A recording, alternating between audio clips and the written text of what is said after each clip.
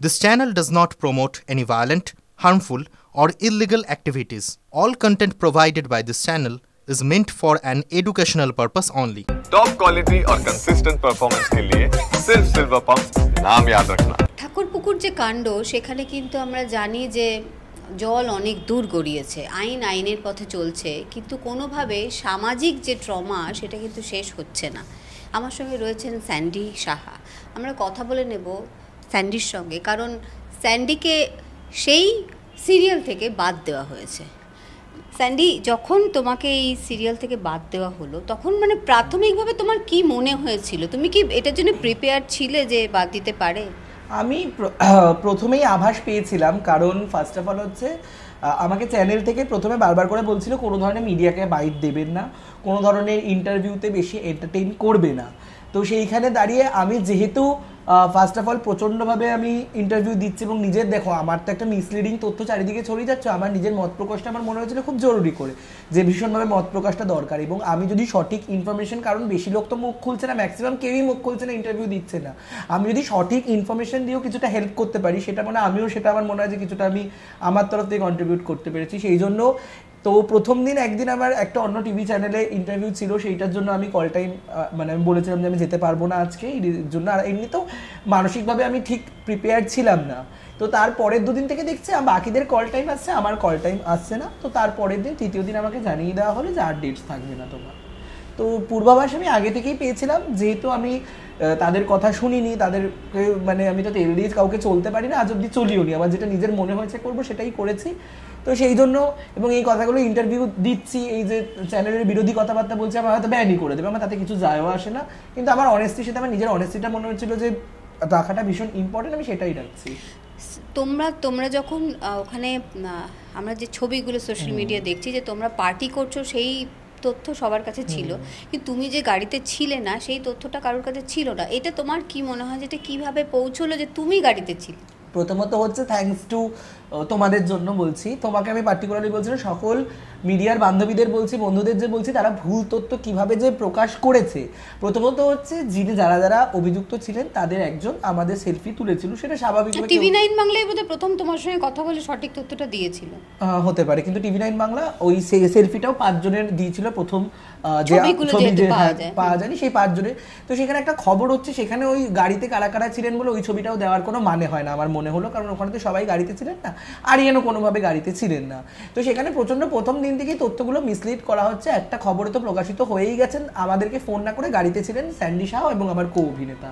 তো সেইখান থেকে ওই যে ছবিটা ভাইরাল হয়েছে, এবং কিছু কিছু মিডিয়া কি করছে, গাড়িতে ছিলেন স্যান্ডি সাহা বলে একটা ছোট্ট জিজ্ঞাসা চিহ্ন, এটা তো একটা স্টেটমেন্ট মনে হচ্ছে, ওই ছোট্ট জিজ্ঞাসা চিহ্নের জন্য মানুষ তো দেখতে পাচ্ছে না, আর একটা থাম্বনেল দিচ্ছে আমার ছবি, সেটাকে স্টেটমেন্ট ধরেই লোকে নিন্দে গালাগালি শুরু করে দিয়েছে। মানে এটার কারণ কি, মানে স্যান্ডি শাহর ছবিটা কেন ব্যবহার করছে? এবং একটু বলি, তারপরে কমেন্ট আছে, কমেন্টে যদি আমি ক্লিক করি সেখানে অরিজিনাল লিঙ্কটা ক্লিক করার পর নিউজটার মধ্যে একটা আরো পড়ুন আছে, সেই আরো পড়ুন ক্লিক করে একটা স্টিল অ্যাড দেখবো, তারপরে লাস্ট লাইনে গিয়ে লেখা ছিল যে গাড়িতে ছিলেন না স্যান্ডি শাহ। মানুষের অত সময় নেই, অতক্ষণ নিচ অব্দি আরো পড়ুনে যাবে না, লিঙ্কেই অর্ধেক লোক ক্লিক করবে না। তো সবাই থাম্বনেলটাই ইউজ দেখে ভেবে নিয়েছে স্টেটমেন্ট, ওই ছোট্ট জিজ্ঞাসা চিহ্নকে ইগনোর করে। এবং মানুষ তো আমার যেহেতু হেটার প্রচুর আছে, মানুষ তো খোঁজে, এবং সেটা তুমি বললে কেন করা হয়েছে, অবভিয়াসলি নিউজগুলো আমার ছবি দিলে একটু ভাইরাল হবে, কারণ লোকজন তো আমার হেটার বা ভালোবাসার লোকও আছে, তারা তো আছে, তো তারা ইচ্ছা করেই ক্লিক বেটের জন্যই দিয়েছে যাতে তাদের নিউজটা ছড়ায়। তো এই যে করার পরে কারোর মানুষের যে এত বড় ক্ষতি হয়ে পারলো, যে এবার আমার জায়গাতে একটা প্রপার অ্যাক্টরও থাকতে পারে, তার জন্য একটা হিউজ লস হতে পারতো, যে এত বড় ক্ষতি হয়ে গেল, সেইটা তো একদমই ঠিক নয় না। তো সেই হিসাবেই তারা ইউজ করেছে। দেখো, এই সিরিয়ালটায় তোমাকে প্রথম মানে প্রস্তাব দেয় কে? কারণ তোমাকে তো এর আগে কোনো সিরিয়ালে আমরা দেখিনি না। এটা আমার তৃতীয় সিরিয়াল। আগে আমি একটা সিরিয়াল করতাম বসন্ত বিলাস মেজবাড়ি, তারপরে ফেরারি মন, এটা আমার থার্ড সিরিয়াল ভিডিও বৌমা। মূলত তোমাকে এটাতে কাস্ট কে করেছে? মূলত চ্যানেল থেকে আমাকে কাস্ট করা হয়েছিল, তো চ্যানেলের একজন আমাকে কাস্ট করেছিলেন। তো তোমার কি মনে হয় যে এটা নিয়ে অনেকদিন ধরে তোমার বিপক্ষে কোনো কনস্পিরেসি চলছিল তোমাকে এখান থেকে বাদ দেওয়ার জন্য? এটা একটা সুযোগ মাত্র? দেখো, সেই কথা বলতে গেলে হাউসের মতে আমি টাকা বেশি নিই, আমার পার ডে বেশি। প্রথমে কাস্ট করার সময়ই তারা অবশ্যই অপছন্দ ছিল যে এত পার ডে বেশি কেন নেবে সেইখানে, এবং আমি একটা করছি হচ্ছে বন্ধুর চরিত্র, যে আরিয়ানের বন্ধুর চরিত্র, তো বন্ধুর জন্য সেইখানে আমাকে তাদের মতে, আমি জানি না আমার পার ডে বেশি কম, যে আমি এত পার ডে দিয়ে স্যান্ডি শাকে কেন কাজ করবে, তাই সেই বাজেটে তো 3 জন বন্ধু হয়ে যাবে। তো অবশ্যই এটা একটা রিজন হতে পারে, এবং তারা তো অবশ্যই বা চ্যানেল যেহেতু বলেছিল যে না, যেহেতু গল্পটা ইনফ্লুয়েন্সারদের নিয়ে, একটা ইনফ্লুয়েন্সারকে রাখলে আরো স্ট্রং হবে কনসেপ্টটা, তো এই জন্য চ্যানেলের কথা শুনে বাধ্য হয়ে তারা রাখতে আমাকে রেখেছিল। এইবার যখন আমি চ্যানেলেরও কথা শুনছি না, ইন্টারভিউ দিচ্ছি সব জায়গায়, আমি 2-3 দিন অ্যাবসেন্টও থাকছি, তারা তো পেয়ে গেছে বা সুযোগে কোপ মারতে, তো তারা ঠিক মানে ঝোপ বুঝে কোপটা মেরে দিয়েছে। দেখো এই যে সিরিয়ালটা টিআরপি চার্টে একদম খুব ভালো, যে কারণে তোমরা আর কি ভালো হয়েছে বলে তোমরা পার্টি করছিলে, সেখানে তোমার কি মনে হয় স্যান্ডি শাহ থাকাটা একটা কারণ ছিল এটা টিআরপি চার্টে ওপর দিকে থাকার? দেখো সেইটা তো আমি বলতে পারবো না, সেটা পুরোপুরি অডিয়েন্স বলতে পারবে। এটা শুধুমাত্র আমার একার অবশ্যই মানে কাজ হতে পারে না, প্রত্যেকটা কলাকুশলী যারা আরো কো অ্যাক্টর আছে, হিরো আছে, আমাদের হিরোইন আছে, বাকি আমাদের ডিওপি আছে, প্রত্যেকটা মানুষের এটা তো একটা টিম ওয়ার্ক। যদি টিআরপি বাড়েও পার্টিকুলারলি আমি বলবো না কখনো আমার একার জন্য বেড়েছে, প্রত্যেকটা মানুষ তার সঙ্গে যুক্ত আছে, প্রত্যেকটা মানুষের এটা টিম ওয়ার্ক। এটা একটা স্যান্ডি, তুমি কি খুব পার্টি করতে ভালোবাসো? কারণ সবাই বিভিন্ন জায়গায় যে সোশ্যাল মিডিয়ায় মাঝে মাঝে হচ্ছে যে মানে মূল কারণ যেন তুমি জোর করে নিয়ে গেছো পার্টি করতে এবং রাত পর্যন্ত পার্টিতে থাকা, মানে এটা এই পার্টি, তুমি কি পার্টি পারসন? দেখো আমি পার্টি পার্সন বলতে আমি অবশ্যই বলবো না যে আমি কখনো পার্টি করি না, তাহলে রেগুলার তো কেউ করে না, হয়তো উইকেন্ডে একদিন, মাসে 2বার, যেরকম বা কোনো স্পেশাল অকেশন হলো, পুজো হলো, পয়লা বৈশাখ হলো, বা সরস্বতী পুজো, ভ্যালেন্টাইন, যেগুলো স্পেশাল অকেশন যখন, তখন আমি অবশ্যই পার্টি করি। তাহলে রোজ তো আমি পার্টি করি না, কোনো মানুষই করে বলে আমি জানি না, বা কেউ করতেও পারে, আমি করি না। আর দেখো কাউকে জোর করে তো নিয়ে যাওয়া যায় না। আজকে ধরো তুমি পার্টি পছন্দ করো না, তোমাকে কতই বা জোর করবো যে তুমি আসবে, এটা সবাই মিলিতভাবে ডিসিশন নিয়েছে। একটা চ্যানেলের যদি পার্টি হচ্ছে যে টিআরপি ভালো এসেছে বলে সেটা তো আর আমার একার প্রয়াস হবে না, তার মধ্যে সবাই আসতে ইচ্ছুক ছিল, সবারই এটা মিলিত প্রয়াস ছিল একটা। আর সবাই বিভিন্ন জায়গায় আমরা দেখছি তোমাদের এই ফিটার্নিটির লোকজনও বলছে যে যখন কেউ অত্যাধিক মদ্যপান করেছে বা নেশাগ্রস্ত অবস্থায় তাকে মানে ড্রিঙ্ক অ্যান্ড ড্রাইভ, এইটাই তো খুব ভয়ঙ্কর একটা ব্যাপার। তার সঙ্গে যারা ছিল তারা কেন বারণ করেনি? যে কারণটা দেখাচ্ছে বারবার সবাই যে তোমরা কেন বাধা দাওনি, মানে এটা কতটা ঠিক, বা তোমরা কি সত্যি বারণ করনি একবারও যে ওই অবস্থায় গাড়ি চালিয়ে এখন যেতে হবে না? না, অবশ্যই আমরা বারণ করেছিলাম, আমি বারণ করেছিলাম, আমার কো অভিনেতা সেও বারণ করেছিল, সে ইভেন এটাই প্রস্তাব দিয়েছিল যে তার গাড়িতে করে যেন আমরা শুটিং ফ্লোরে দিই। এবার দেখো আমরা যখন ক্লাবে সবাই মিলে 15-20 জন আমরা টিম মেম্বার মিলে আসি, সবাই তো কেউ জিজ্ঞেসও করে না, অনেকে হয়তো জানেই না সে কি চালিয়ে আসবে। আমি কি জিজ্ঞেস করি সুচরিতা দি তুমি আজকে পার্টিতে এসে তুমি কি গাড়ি করে এসছো, নিজে চালাবে? সেটা তো নিজের একটা সচেতন থাকা উচিত। যদি আমরা বাই চান্স জানতে পারি বা আমরা চোখে দেখতে পারি যে তুমি নিজে গাড়ি, তখন আমরা অবশ্যই বারণ করেছি, আমরাও করেছি বারণ। তো বাকি যে এখানে 20-25 জনের মধ্যে হয়তো 10 জন মানছে, আমি জানতাম অবশ্যই, তখন আমরা বারণও করেছি। বাকি 10 জন 20 জনের মধ্যে জানতোই না যে তুমি গাড়ি চালিয়ে যাবে, তারা বারণও করেনি। এবং প্রত্যেকটা মানুষের তো সচেতন হওয়া উচিত নিজে। আমি যেমন একজন সচেতন নাগরিক হিসেবে জানি, আমি যদি পার্টিতে যাই আমি ড্রাইভিং করতে পারিও না, জানিও না, ইদার আমি ক্যাবে যাবো, নাহলে আমার ড্রাইভার আছে, আমার গাড়িতে থাকলে আমি ড্রাইভার নিয়ে সেন্টার থেকে যাই। আর এত দামি দামি গাড়ি লোকে চলছে, এত দামি দামি জিনিসপত্র ব্যবহার করছে, এত দামি দামি কাজ করছে সব জায়গায়, একটার সেন্টার থেকে একদিনের জন্য ড্রাইভার রাখাটা আমার মনে হয় না খুব একটা অ্যাফোর্ড করার, যে তারা পারবে না। যদি তাও একান্ত না পারে, ক্যাব অপশন আছে তো, এত সস্তা এখন আমাদের ক্যাব, মানে অ্যাপ ক্যাবগুলো এত সস্তা হয়ে গেছে, সেটা তো কারোরই গায়ে লাগার কথা না। এই যে তুমি গাড়িতে ছিলে না, কিন্তু তা সত্ত্বেও কোনো না কোনো কারণে তোমাকেও বাদ পড়তে হলো, রিকেও বাদ পড়তে হয়েছিল। রি যদিও ওই গাড়িতেই ছিল, কিন্তু তুমি ওই গাড়িতেও ছিলে না, মানে গাড়িতে ওঠোওনি। এবং এখান থেকে যখন পার্টি করে গেছো তখন তোমারই কথা অনুযায়ী বোধহয় ওই গাড়িটাতে তখনও তুমি ছিলে না যখন। দেখো আমি পুরো ক্লিয়ারলি ঘটনাটা বলছি কি হয়েছিল। আমি সাউথ সিটিতে, আমরা সেটা সবাই জানে যে সাউথ সিটি থেকে আমরা, যে আমার সহ অভিনেতা আছে, আমরা সবাই মিলে ডিসাইড করি যে আমরা তার বাড়িতে যাব, ওখানে কিছুক্ষণ আড্ডা দিয়ে চলে যাব। তো আমাদের হিরো তো এইসব ড্রিঙ্ক ফিঙ্ক কিছু করে না, ও বলেছিল যে ঠিক আছে অসুবিধা নেই, উই উইল অ্যারেঞ্জ ইট। তো সেইখানে দাঁড়িয়ে আমরা ওইখান থেকে সবাই সবার গাড়িতে করি। তখন আমি কোট অ্যান্ড কোট বলছি আমি বিক্টোদার গাড়িতে উঠেছিলাম। তো সেটা কিন্তু আমি আগের দিন রাত্রিবেলার কথা বলছি, ভালো করে ক্লিয়ার করে নিই, অ্যাক্সিডেন্টের সময়ের কথা বলছি না, রাত্রিবেলা যেই দিন একটা স্থান থেকে আরেকটা স্থানে, মানে আমরা সাউথ সিটি থেকে আমরা ওই কোঅ্যাক্টরের বাড়ি জোকায় যাবো। এবং আমি ডিসাইডই করেছিলাম যে আমি সেই দিন আমার সহ অভিনেতার বাড়িতে থাকবো, কারণ ওখান থেকে শুটিং ফ্লোর একটুখানি 15 মিনিট, আমার বাড়ি থেকে সেটা অনেকক্ষণে যায়, কারণ যেহেতু আমি নর্থে থাকি। তো সেইখানে যখন আমি ভেবেছিলাম হয়তো আমাদের যে পরিচালক তিনি হয়তো তার ড্রাইভার আসবে। তো যখন ইয়ে করে আমি গাড়িতে আগে উঠি, যখন পার্কিং থেকে সে নিয়ে আমি যখন উঠি তখন দেখছি সে নিজেই বসে পড়লো। তো নিজে চালাতে শুরু করলো। তো 5-10 মিনিট বসার পর সেটা সিসিটিভি ফুটেজ দেখলেও ক্লিয়ার হয়ে যাবে যে 5-10 মিনিট চালানোর পরেই আমার মনে হচ্ছে খুব বাজে ড্রাইভিং করছে, রাশ ড্রাইভিং করছে, ভীষণভাবে ড্রাইভিংটা খুব বাজেভাবে ড্রাইভিং করছে, একদম মানে টারজান দ্য ওয়ান্ডার কারের মতো চালাচ্ছে, মানে খেলা দেখাচ্ছে মনে হচ্ছে। এবং আমি বারবার করে বলছি বিক্টদাকে নামাও নামাও নামাও, আমি এই গাড়িতে থাকবো না। তো আমাদের তখন চ্যানেলের তরফ থেকে যিনি ছিল শ্রিয়াদি, তার গাড়িতে ড্রাইভার প্রেজেন্ট ছিল। আমি তখন বললাম যে তুমি থাকো, আমি নেমে ওই গাড়িতে যাচ্ছি। তো 5 মিনিট পরেই সেটা ফুটেজে সিসিটিভি যে রাস্তায় নেমেছি বার করলেই দেখা যাবে, আমি নেমে অপর গাড়িতে চলে যাই। তো ওখানে গিয়ে আমরা আমাদের সহ অভিনেতার বাড়িতে পৌঁছাই এবং সেখানে সহ অভিনেতা অনেক আগেই চলে গেছিলো। আমরা ওখানে গিয়ে একটু আড্ডা ফাড্ডা দিই। পরের দিন অলমোস্ট সকালবেলা আমি ঘুমিয়ে পড়েছিলাম ওখানে একটু পার্টি করে। পরের দিন সকালবেলা আমাদের পরিচালক এবং সাথে রিদি এসেছিলো। রিদি এসে ওখানে সকালবেলা ওরা জয়েন করে। তারপরে ওদের মধ্যে কিছুক্ষণ ওরা পার্টি করে, আমি তখন ঘুমিয়ে পড়েছিলাম ওরা যখন এসেছিলো। বাট হ্যাঁ, কানে অবশ্যই সাউন্ড শুনছিলাম, যখন চারিদিকে একটু আওয়াজ হয় ওই সাউন্ড স্লিপ তো হয় না। তো সি অফ করার সময় আমাকে রিদি, বিক্টদা আর আমাদের চ্যানেলের তরফ থেকে যে দিদি ছিল ওনারা আমাকে বললো যে আমরা আসছি। আমি তখন রাত ঘুমেই বললাম যে ঠিক আছে ওকে।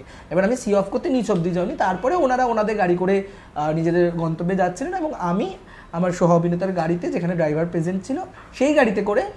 আর এমনিতেও আমাদের যে সহ অভিনেতা উনি কিছু করে না, ড্রিঙ্ক ফিঙ্ক কিছুই করে না।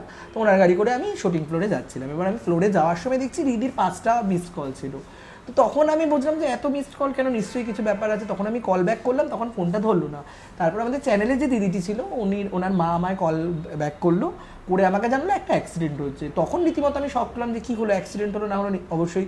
তারপরে আস্তে আস্তে ফুটেজগুলো, যে ভাইরাল ফুটেজগুলো হয় সেগুলো আমি এক এক করে দেখতে থাকি এবং তখন আমাদের সামনে ব্যাপারটা ক্লিয়ার হয়। তখন আমরা পুরোপুরি ঘটনাটা প্রত্যক্ষদর্শী বা সবার থেকে জানা যায়। এই পুরো ব্যাপারটা তো তোমার চ্যানেল কর্তৃপক্ষও জানে, তারপরও তোমাকে কেন বাদ দেওয়ার কি কারণ থাকতে পারে? তোমাকে তো এতগুলো রিজন বলে দিলাম আমি।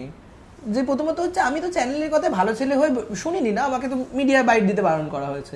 আমি তো প্রত্যেকটা মিডিয়ায় আমার মত প্রকাশ করছি, নাহলে তো লোকজন আমি যেই কথাগুলো বলছি এই ভিডিওগুলো যদি না দেখে তাহলে তো লোকে ওই থাম্বনেল দেখেই বুঝে যাবে যে আমি গাড়িতে ছিল। তো সেইটা তো কোথাও না কোথাও আমাকে বারণ করতে হবে, যে আমাকে আমার মতটা প্রকাশ করতে হবে।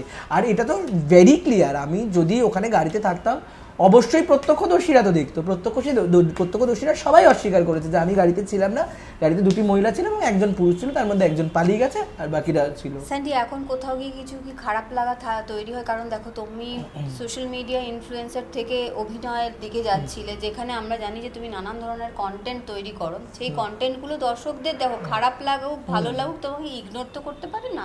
এবার সেখানে দাঁড়িয়ে তুমি একটা অন্য ক্যারিয়ার তৈরি হতে শুরু করেছিল, সেখান থেকে যখন বাদ পড়ে গেল, খারাপ লাগা কি? দেখো, সেটা বলতে সিরিয়ালটা আমি করেছিলাম, আমাকে চ্যানেল থেকে অনেকবার বলেছিল আমি ডেলি সোপটা সত্যি খুব কষ্টের একটা কাজ।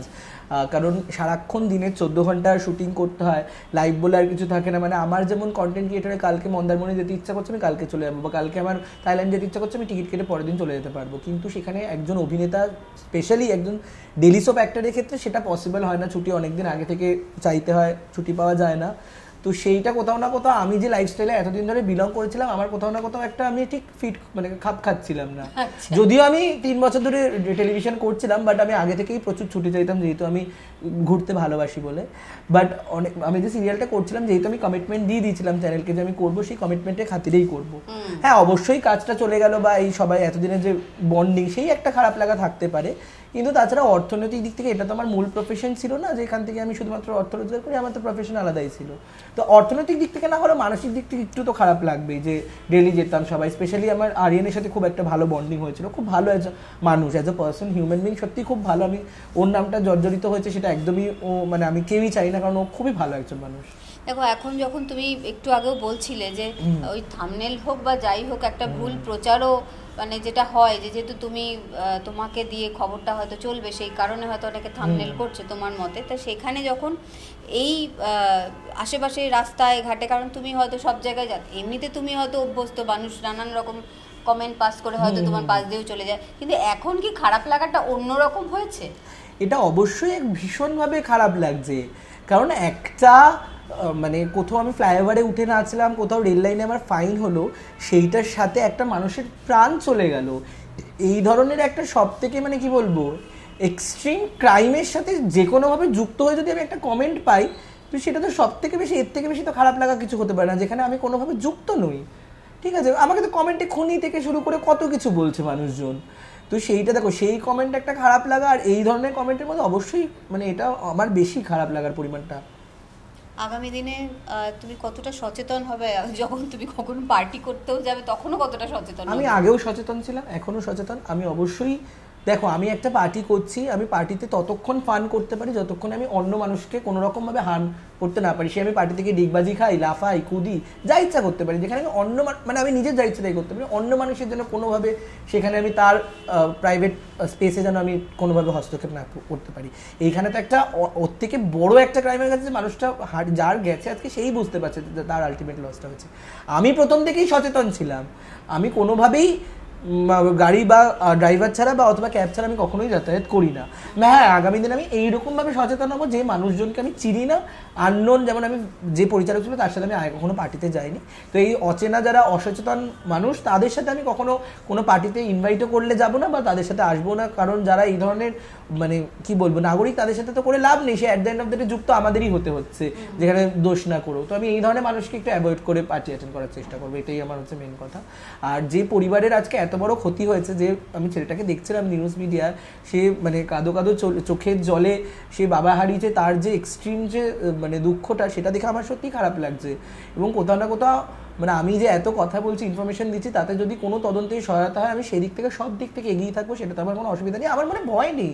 কারণ আমি জানি আমি কোনোভাবে যুক্ত নয়, সেটা আমাদের স্টুডিও সিসিটিভি ফুটেজ থেকে শুরু করে যেখানে সবাই দেখতে পাবে আমি জানি স্পটে ছিলাম না, তো সেখানে আমি সাহসের সাথে এগিয়ে আসতে পারি, তাতে আমার কোনো খারাপ লাগার কিছু বিষয় নেই।